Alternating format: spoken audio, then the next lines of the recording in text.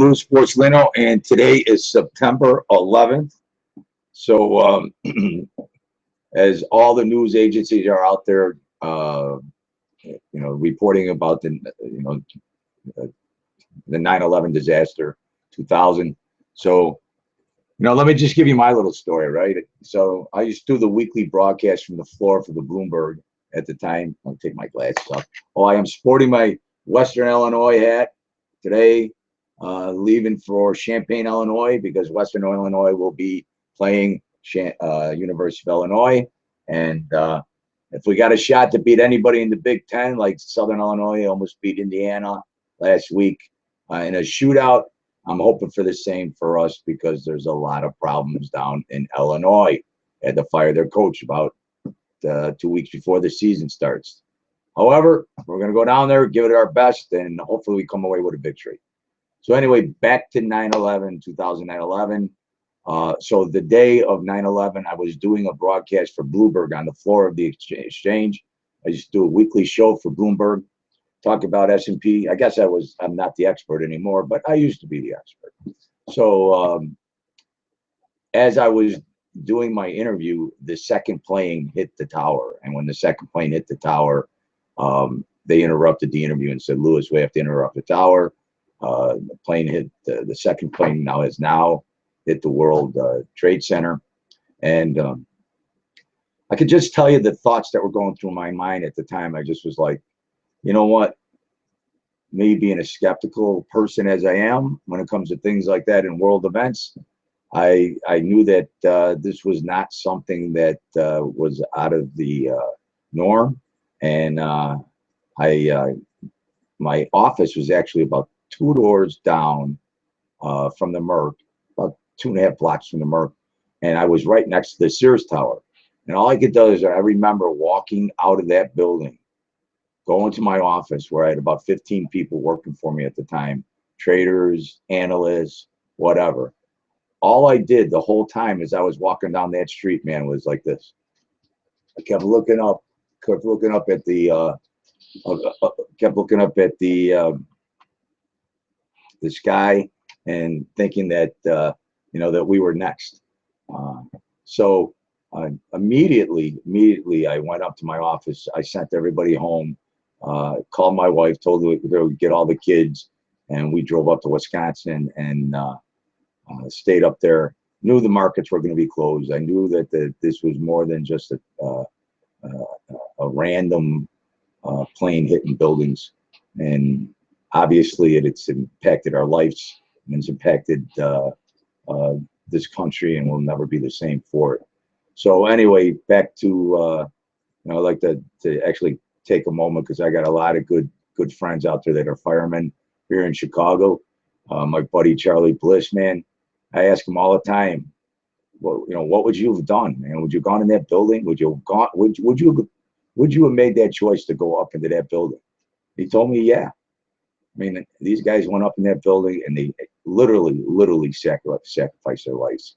And there's not enough that we can't do for the firemen and the policemen and anybody that tries to keep this country safe.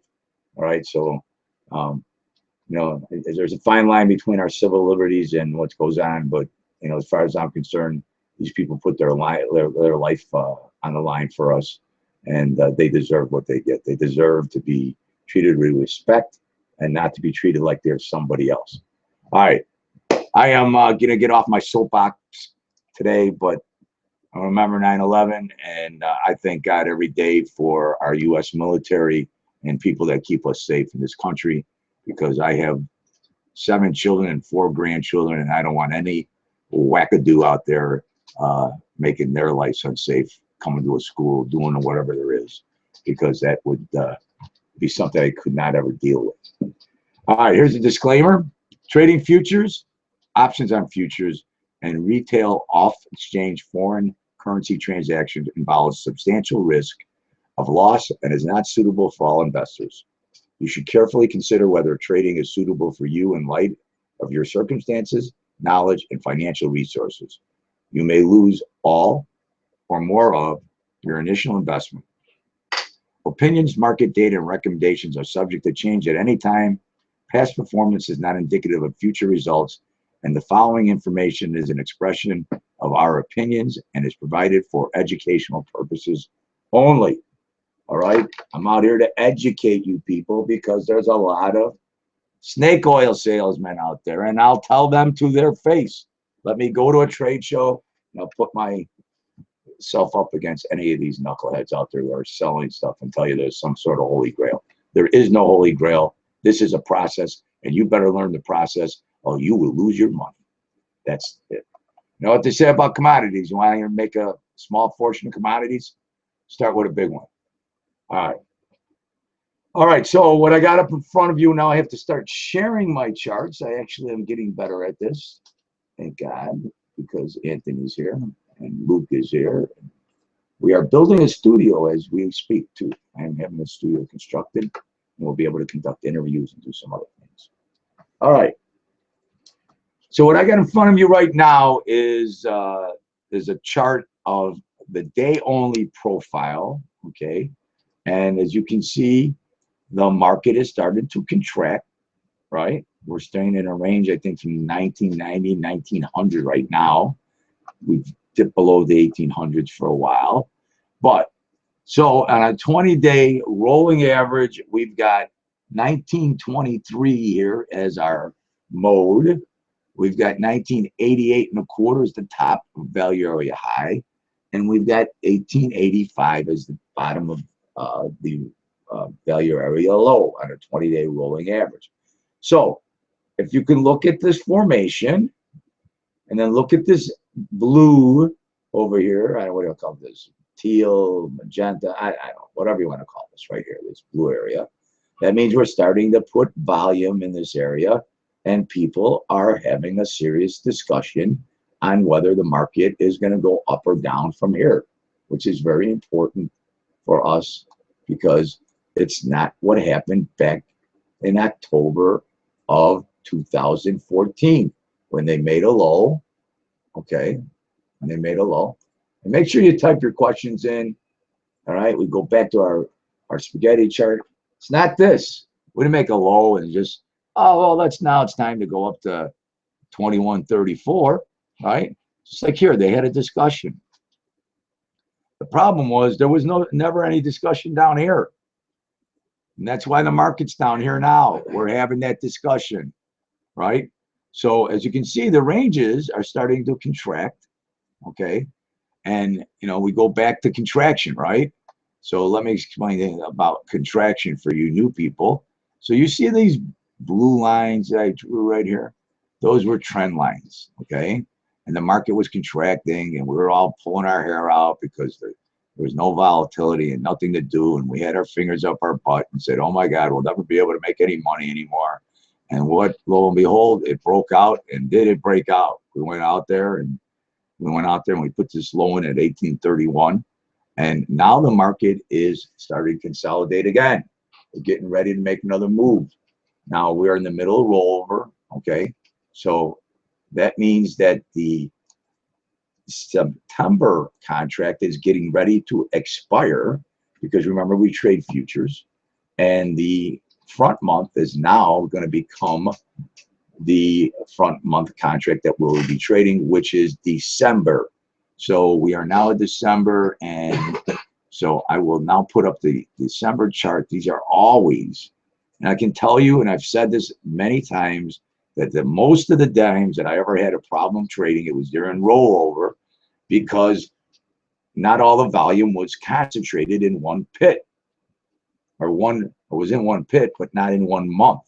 So right now, what we have in September and December going on, if you are an overall institutional player and you have a short position in the Septembers and you want to roll it over, you have to buy your Septembers back and sell it in December. And you try to do that efficiently so that you don't lose the leverage that you have in your position. So there's a mechanism for rolling that trade over. So if you're long in the September month, you now have to sell your Decembers and buy the Seps. So this is why, and then on top of that, we have people or institutional hedgers out there that have hedged their position in future in their stock cash positions, hedging their positions in the futures by doing the absolute opposite. So if they're long the market and they want to hedge and they want to be market neutral, they would sell the equivalents of the S&P futures or the E-mini futures that would give them a hedge, and vice versa if they were short. So this is why this month and this week's become very volatile, and you'll see the market trend one way or the other because the bigger buy programs or sell programs that go in, it's because they're doing something on the other side. Not to mention that we also have options that are using this market for a hedging vehicle to lay off risk. So this is why this has become a very volatile period. And hopefully I've done an excellent job of explaining that, and there won't be a lot of questions. Is there a lot of questions, Anthony? No. No questions? No. Unbelievable. You guys are geniuses out there. All right. So let's take a look at what we're looking at for today. So we have rolled over. So now that means that we will be approximately, probably about starting out between 850 to 900 point discount to the cash. We will be lower than the SPX. Okay. So see, SPX closed what at 1952 yesterday. I don't know, if we open up about, 900 lower, that would put us around at 1942, right? So we're at 1930, we're at 1931. So there's an 800 to 900 point discount to the cash. All right. So value area high for today is sitting right here at 1944. Okay. I'm going to have to adjust the BCD because I got to adjust my middle here. And then 1940 will be the point of control. And 1931 is the, Anthony, these are the new numbers, correct? You put these in this morning? Yes. Okay. So 1931 will be the value area low. All right. Our bull bear zone is way up here at 1950. We are in a sell mode with our 15-minute pivot. As you can see, here's a 15-minute, the red dots up here. We are in a sell mode in our 15-minute pivot. Okay. So I will close this up. I will open up this and I will show you where we're at with our 5-minute pivot. So our 5-minute pivot's up here at 1938.75, 1938.75.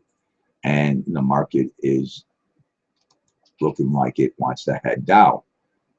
Experimenting now with a new profile. Some of the things that we've asked some developers to do for us. So we've got an overnight low. Make sure I'm reading this correctly. An overnight low of 1927.5. Okay, down here. Okay, and then we have an overnight high of 1949.25, 1949.25, as you can see this up here. I've got to experiment with this, and then here's your overnight mode of about 1942 right in here. Okay. All right. So yesterday in this contract, and it looks like we've had overnight volume of about 184,000 contracts. 184,000 contracts, which is not a lot of volume, but significant. All right. So what am I expecting today? Almost like everything that we have happened the last couple of Fridays, we have basically had big opening ranges, bracket B, bracket C, big IB ranges, and then the market spends the day just locked inside that range, And so, and me personally have had 3 Fridays in a row where I've had given back trading profits because I got stubborn, right? So 30 years, I still get stubborn. I should have not been trading on those days. I should have just, and like today, I will be leaving early, Anthony, getting ready to go to Western Illinois. I mean, Illinois. Got some questions on. All right, hold on. Okay, what do you got? All right. Can you outline an example of intraday rotations and what you expect on the third rotation? All right, let me try to do that. Let me see if I can. Let me see if I can do this. All right.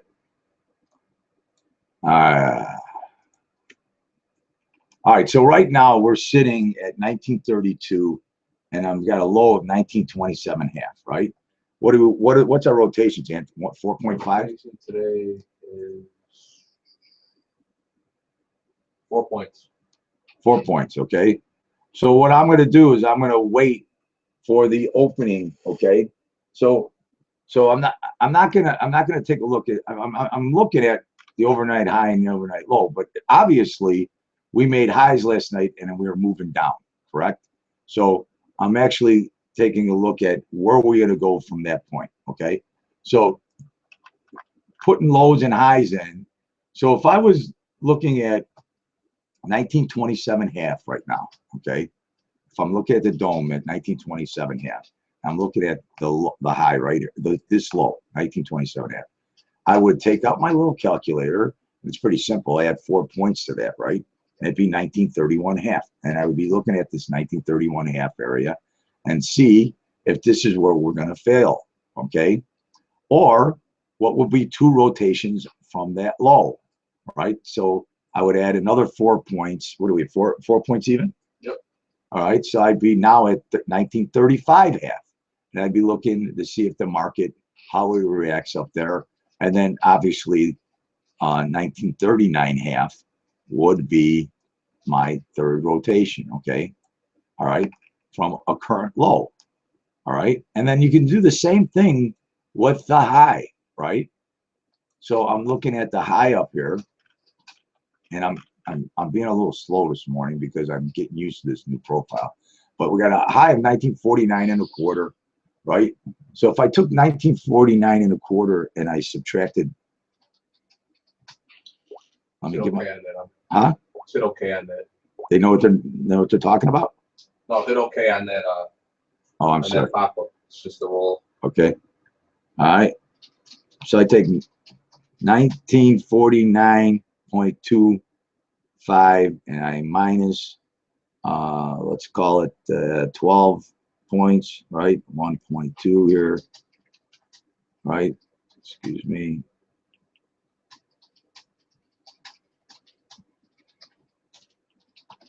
All right.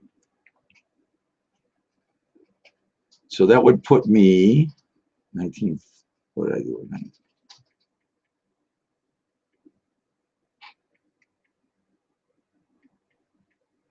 1936.25, right, from the high.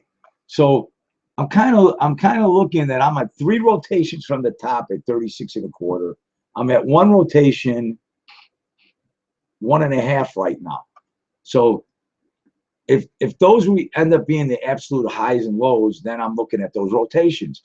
But what the important thing is going to be for me now is when bracket B opens up, and I wait to see for bracket B to open up and see if we get an opening drive up, opening drive down, and if we establish the highs and lows. So when I look at the low and high of B, when I can really ascertain the low or high of B, then I start calculating from there, and then I wait for bracket C and so on. So it really does take that first hour of trading for me to look at significant highs and lows, and then I start putting my rotations from those highs and lows, and then I see if those numbers match up with one, and if they match up with overnight modes, meaning if the rotation off the low, once it's put in bracket B, I'm sorry, I'm getting really used to using this stuff, right? So when bracket B starts, I'm gonna do my letter split, okay, and then I'm gonna go, okay, 1 rotation, and if it just so happens that one rotation or the second rotation is you know, 1942 from the low after it's been set in B, and we stop at the first one, I know that this is a pretty good idea, that this is going to be a target, because these markets like to move in rotations of 3. So that's how I use average rotations. Then there's other things that we do, right? We look at the opening. Okay, I'll look at the opening, and obviously, look, we are coming from. I'm getting used to using, yeah, Anthony. I'm getting used to this. Hold on a second. So let's go right here. Okay, this is overnight. All right. You got it? What's wrong? You all right with it? I'm getting better. Yeah. I'm going to split hitter. All right, so I'm going to split this at Z. Okay, that's where I just split the profile. Okay. All right. Obviously, if I look at this fat distribution here, right, this is a pretty good distribution. That means the market spent some time here. I split the letter here at Z, and I'm looking at this going, you know what? This market's going to have to get above 36.5 on the upside for it to have a chance to keep moving up. So right now, I'm telling you right now, 36.5, because we broke out of this distribution, this fatter part of it, and there's a lot of volume put down here. Okay. And here we are trading back down at 32.5. Okay. So I kind of look at these distributions. All right. And I see what letter took me through the distribution. Right now, obviously, these are 30-minute time periods. So, you know, right now, you know, take a look at here. If I use this 36.5, 4 points from that would be 32.5. That's what we're trading. We put a low of 29. So, you know, I kind of, you have to become good at where you're setting the higher the low of the period to understand the average rotations. It's real easy once you know there's a bottoming, right? Once you see a bottom, and this is the way you use the rotation. Once you see a bottom, I map out the rotation. Once I map out the rotation, if it doesn't stop at that rotation, okay, then I know we're going for the second one. And you know, that's sort of the way I do it. And then I take a look and see how the market is forming, how it's forming its current day value area high, or value area low, high, and mode, right? All right, and then this little tool, this Hishimitu or Hishikabitu or whatever, I can't say it. Can't say it, never will, never try it. But anyway, when it's inside the maroon and the green area, all right, now the way this tool is used is that when it's clearly below it, and you want to stay with the trend, which means down. Okay, when it's trading and oscillating back and forth inside of it, it means the market's in a point of transition, right? So you don't want to be involved with the market when it's there. So I kind of look at those things too. I go, I got a 5-minute pivot. I want to be short. I've got all my sisters right here. Here's the NASDAQ. Let me open this up for you. All right, the NASDAQ starting out with its 5-minute pivot. All right, in a sell, but we're, you see these are some other, tools that we've developed. This dotted line is the value weighted average price, which is VWAP. Okay, and so when it gets down to these exhaustion areas, I get a little, looking to see if the market is oversold. So what I'm telling you right now is, the market, all the indications right now, the market is got a sentiment for a hold going down, but also it's Friday, and I know that the market is tended to make some big ranges and then spent the rest of the day trading inside the range that's set between B and C. So I think you have to be careful with that today. All right, we got about 5 minutes. Any more questions, Anthony? No. All right, I hope that average rotation